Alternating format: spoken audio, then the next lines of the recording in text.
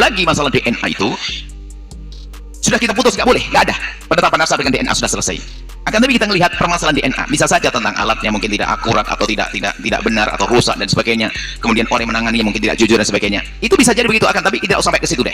Anggap saja menangani jujur, benar, alatnya paling hebat dan sebagainya, tetap tidak bisa untuk menetapkan nasab. Untuk qarinah tentang untuk satu hal sah, tapi untuk menentukan nasab tidak boleh. Apalagi sampai membatalkan nasab, naudzubillah, qadzaf, membatalkan nasab. Orang ini bapaknya ini dikatakan tidak sah gara-gara DNA. Anda sudah datangkan siapa bapaknya? Kalau tidak ada dicabut 80 kali. Hati-hati, jangan main-main DNA. Ada orang yang mengatakan, semakin banyak belajar ternyata kita semakin merasa bodoh.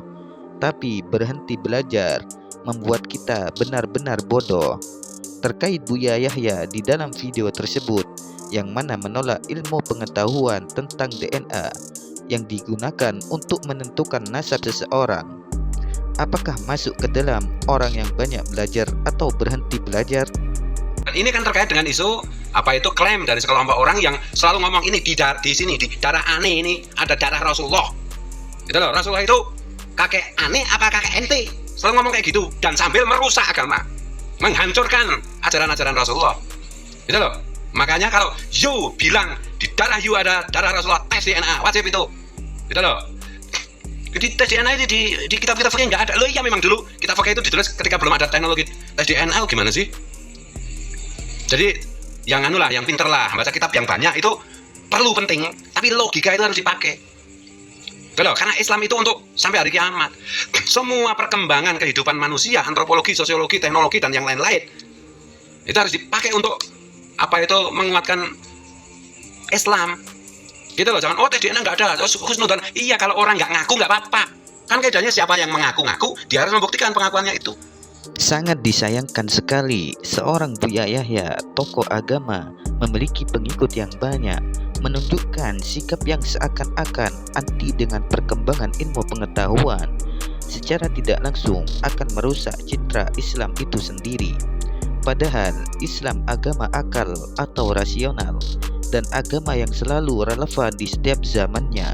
Seperti apa yang disampaikan oleh Gus Fuad, yaitu semua perkembangan kehidupan manusia mulai dari sosiologi, antropologi, dan teknologi dan lain sebagainya harus selaras dan menguatkan Islam, bukan malah sebaliknya. Islam dicitrakan seakan-akan anti terhadap perkembangan ilmu pengetahuan. Nah, kenapa bisa terjadi begitu? Karena memahami Islamnya sebagai akidah dan syariah. Islam dipahami hanya agama akidah dan syariah, teologi dan ibadat. Seharusnya Islam agama peradaban. Islam agama ilmu pengetahuan. Satu yang saya contohkan. Tidak ada kitab suci manapun yang mengatakan yang mempertegas bahwa kebenaran harus dengan ilmu pengetahuan. Tidak ada. Saya baca Bible. Hanya Quran yang mengatakan waliya'lamal ladzina utul ilma an al-haqqu min rabbik. Al-haq, kebenaran harus dengan utul ilma, dengan ilmu pengetahuan. Itu ada dalam Al-Quran. Iya, ada.